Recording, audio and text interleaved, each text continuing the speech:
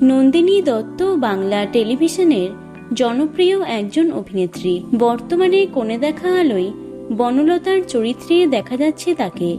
তবে এবার নন্দিনী এমন কিছু কথা শেয়ার করলেন যা শুনে অবাক সকলে। বর্তমানে সফলতা পেলেও একসময় মানসিক চাপ সহ্য করতে না পেরে অভিনয় থেকে নিজেকে সরিয়ে নিতে চেয়েছিলেন তিনি যে একজন অভিনেত্রী হবেন তা কখনোই ভাবেননি নন্দিনী।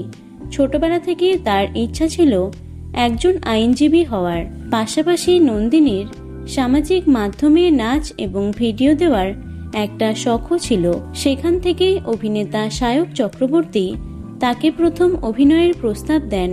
প্রথমে খুব একটা সিরিয়াস ছিলেন না তিনি, তবে অভিনেত্রী তার মায়ের উৎসাহেই অডিশন দিতে শুরু করেছিলেন। স্টার জলসার এখানে আকাশ নীল ধারাবাহিকের মাধ্যমে প্রথম আত্মপ্রকাশ করেছিলেন তিনি। এরপর শ্রীরামকৃষ্ণ এবং বসন্ত বিলাসের মতো ধারাবাহিকেও কাজ করে প্রশংসা পেয়েছিলেন তিনি।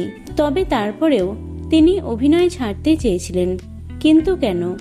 এখানে আকাশ নীল ধারাবাহিকে অভিনয় করার সময় ইন্ডাস্ট্রিতে একেবারেই নতুন ছিলেন নন্দিনী। ছোটখাটো ভুলের জন্য পরিচালক এবং ক্রিয়েটিভ টিমের পক্ষ থেকে তাকে প্রচণ্ড বকাবকি করা হতো।